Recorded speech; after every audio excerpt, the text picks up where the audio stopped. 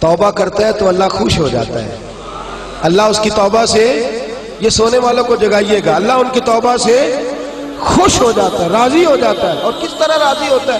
حضور نے مثال دی، بڑی منفرد روایت. میرے نبی پاک صلی اللہ علیہ وسلم فرماتے ہیں ایک آدمی تھا، صحابہ ایک آدمی تھا، اس نے اونٹنی تیار کی، اونٹنی پر سامان رکھا، کھانے کا پینے کا زادرہ سامان. یوں سمجھ لیں جیسے لوگ حج عمرہ کرنے جاتے ہیں تو ایک تھیلا، اس میں پاسپورٹ بھی ہے، پیسے بھی ہیں، ٹکٹ بھی ہے، ہر شے اس کے اندر ہے. وہ تھیلا اس نے اونٹنی پہ باندھ دیا، ساری ضروریات کی چیزیں اس میں تھیں. ریگستان کا علاقہ تھا، صحرا کا علاقہ تھا، میلوں دور دور تک آبادی نہیں تھی. اس صحرا کے اندر وہ پہنچا، اونٹنی اپنی اس نے ایک شاخ کے ساتھ باندھ دی اور خود وہ ایک درخت کے نیچے آرام کرنے لگا. نبی پاک صلی اللہ تعالی علیہ وسلم فرماتے ہیں وہ سو گیا، اس کی آنکھ لگ گئی تو اونٹنی نہ، وہ چونکہ شاخ سے بندھی ہوئی تھی، وہ شاخ اس کی ٹوٹ گئی، اونٹنی نکل گئی. حضور فرماتے ہیں اس کی آنکھ کھل گئی. اب وہ صحرا میں دوڑنے لگا، پانی بھی کوئی نہیں، کھانا بھی کوئی نہیں، پینا بھی کوئی نہیں، پیسہ بھی کوئی نہیں، اور سب سے بڑی بات یہ ہے کہ صحرا سے نکلنے کا راستہ بھی، پیدل وہ صحرا سے نکل سکتا بھی.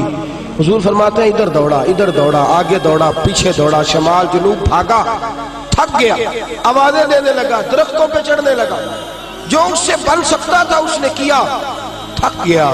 جب تھکا تو کونے میں بیٹھ کے رونے لگا، کھول کے رویا. اب اسے یقین ہو گیا کہ میری فریاد کو کوئی نہیں پہنچے گا، مشکل ہو گیا میرے لیے. حضور فرماتے ہیں وہ ایک درخت کے نیچے بیٹھ کے اپنی موت کا انتظار کرنے لگا کہ اب میرا کوئی حل نہیں بچنے کا، موت ہی آئے گی، موت ہی. اچانک اس نے آنکھ کھول لی تو اس کی اونٹنی اس کے سامنے کھڑی تھی. سامان بھی مل گیا، پیسے بھی مل گئے، کھانا بھی مل گیا، پانی بھی مل گیا، ہر چیز مل گئی. اللہ کے رسول فرماتے ہیں صحابہ بتاؤ اسے کتنی خوشی ہوگی، صحابہ بتاؤ اسے کتنی خوشی ہوگی. تو آج صحابی تولنے لگا، ناپنے لگا، بالآخر کہنے لگے حضور یہ تو وہی بتا سکتا ہے جس کو خوشی ہو رہی ہے. ہم تو اندازہ کر سکتے ہیں، پیمانہ رکھ سکتے ہیں، لیکن ہم اس کی خوشی تک پہنچ سکتے. میرے نبی کریم صلی اللہ تعالی علیہ وسلم فرماتے ہیں اور صحابہ اسے تو کچھ خوشی بھی نہیں ہوئی، کچھ بھی خوشی نہیں ہوئی جب رب کا گناہگار بندہ جو کبھی مسجد نہیں آیا، نے کبھی نماز نہیں پڑھی، جو کبھی اس کے حضور حاضر نہیں ہوا، جسے کبھی سجدے کی توفیق نہیں ملی، جس نے کبھی بسم اللہ شریف بھی نہیں پڑھی، فرمایا جب وہ آتا ہے نا پلٹ کے مسجد میں، مسجد نمازیوں سے کھچا کھچ بھری ہے، حاجیوں سے بھری ہوئی ہے، ساجدوں اور عابدوں سے بھری ہوئی ہے، لیکن جب وہ گناہگار آ کے سجدہ کرتا ہے تو فرمایا خدا کو اس صحرا میں پھنسے ہوئے اس مسافر سے بھی زیادہ خوشی حاصل ہوتی ہے، اللہ کو اس سے بھی زیادہ. اور کنز المال کی حدیث سنیں گے تو اور خوش ہو جائیں گے کہ توبہ کرنے والے کی خوشی کی. میرے نبی پاک صلی اللہ علیہ وسلم فرماتے ہیں ایک شخص تھا، دنیا داری کرتا تھا،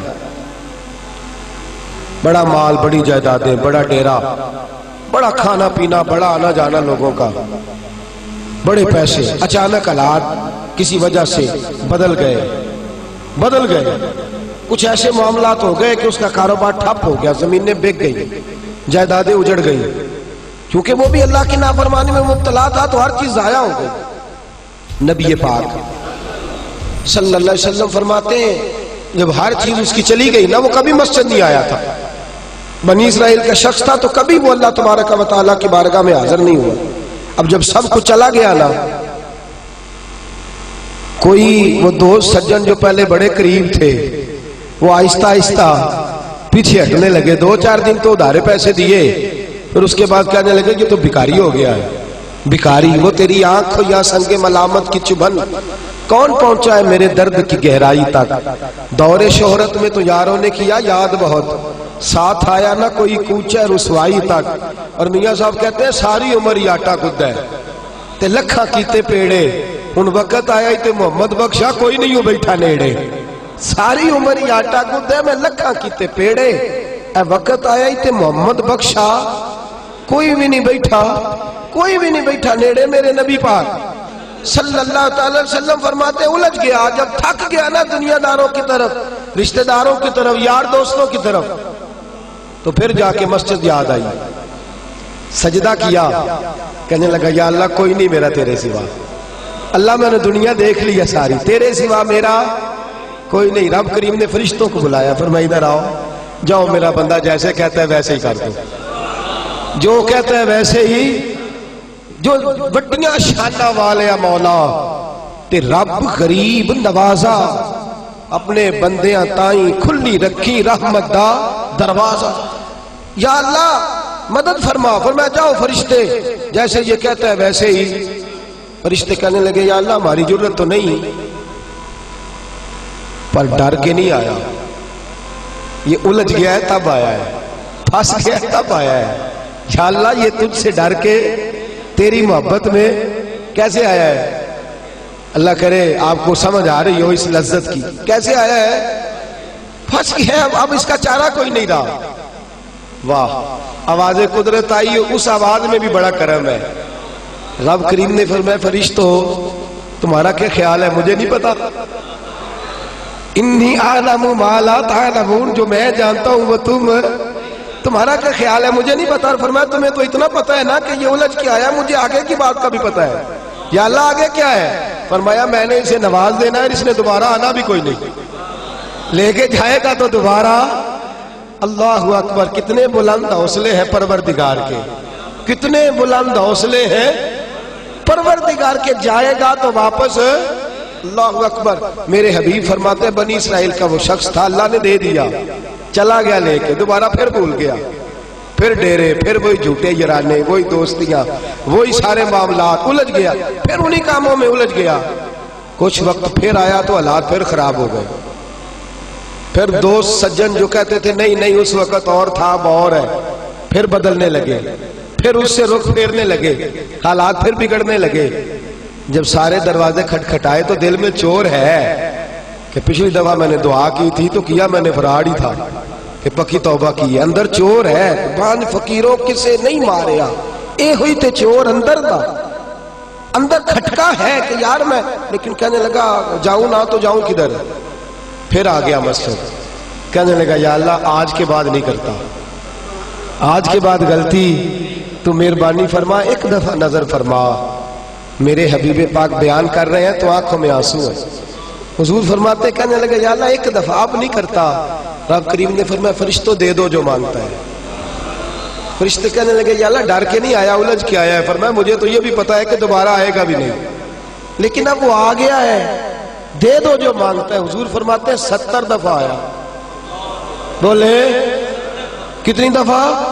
اور پائی چوتھی باری تے ابا جی نہیں پیسے پا کے دیں دے دکان ہے، وہ اندرے تو جھاڑ دے خزمہ دا سیر کھا دوجیاں نو نہیں کر کے دینا، 2-3 دفعہ ڈال کے دیتے ہیں تجارت کاروبار، چوتھی دفعہ کہتا موج کر بھائی تو ضائع کر دیتا ہے، تجھے نہیں دینے۔ 70 دفعہ آیا، 70 دفعہ۔ خدا کے پسندیدہ بنو، لوگوں کے پسندیدہ نہ بنو۔ ان کی تو پسند پہ 3 دفعہ پورے نہیں اترو گے تمہیں دھتکار دیں گے، جوتے کی نوک پہ نہیں رکھیں گے۔ 70 دفعہ آیا، 70 دفعہ ناپسندیدگی کا کام کیا۔ ایک دن پھر رات کو اٹھا، اب الجھا نہیں، اب مال ہے، دولت ہے، رات کو اٹھ گیا، اٹھ کے بیٹھ گیا، دل میں خیال آیا میں کتنا برا ہوں، خدا کے دروازے پہ تب جاتا ہوں جب پھنس جاتا ہوں، اس کے آستانے پہ تب جاتا ہوں جب الجھ جاتا ہوں، اس وقت جاتا ہوں جب بیمار ہو جاتا ہوں، اس وقت جاتا ہوں جب تعویذ کی ضرورت ہوتی ہے، دعا کی حاجت ہوتی ہے۔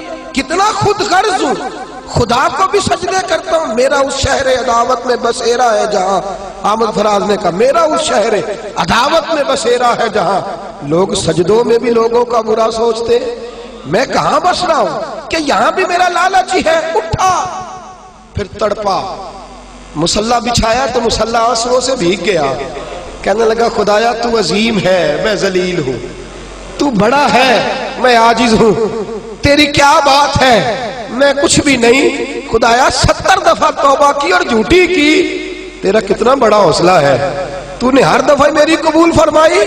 خدایا آج میں لالچ لے کے نہیں آیا، میں تجھے راضی کرنے آیا ہوں، آج میں تجھے راضی کرنے آیا ہوں، سچا ہو کے آیا ہوں۔ میرے محبوب فرماتے رب نے فرمایا فرشتو کھولو نظر آسمان کے دروازے، تم کہتے تھے الجھ کے آیا ہے، پھنس کے آیا، کھولو آسمان کے دروازے، وہ دیکھو سجدے میں گرا ہوا ہے، یہ آج الجھ کے نہیں آیا، یہ آج مجھ سے ڈر کے آگے آیا، آج میرے پیار میں آگے